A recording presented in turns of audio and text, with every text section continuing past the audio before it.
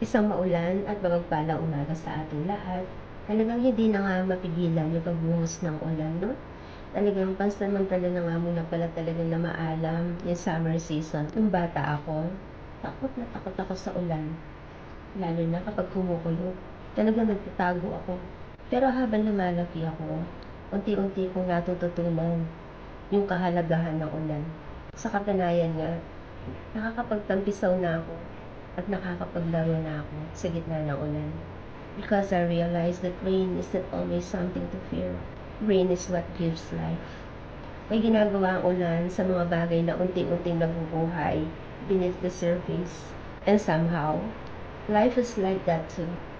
May mga season sa buhay natin na parang tag-ulan. May mga araw na mabigat, madilim, parang walang katapusan ng problema. Minsan natatakot tayo sa mga bagay na hindi natin kontrolado. And we ask, kailan kaya matatapos ang ulan? But maybe we should learn to see the rain differently. Dahil hindi lahat ng ulan ay dumating para basain tayo, kundi para palaguin tayo.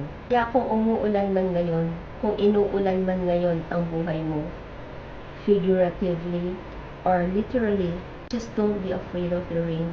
Just stand strong, keep moving forward.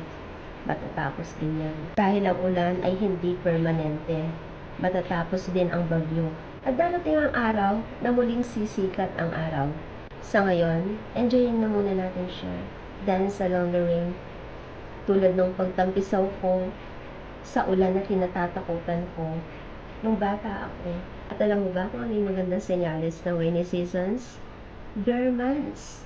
Di ba bare months na last month?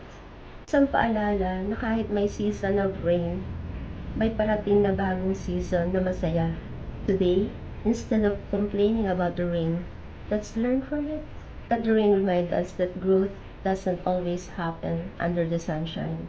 Sometimes we grow the most during the storms. When the rain finally stops, we may look back and realize, hindi pala ako sinira ng ulan. Pinalakas pala ako nito. So embrace the rain.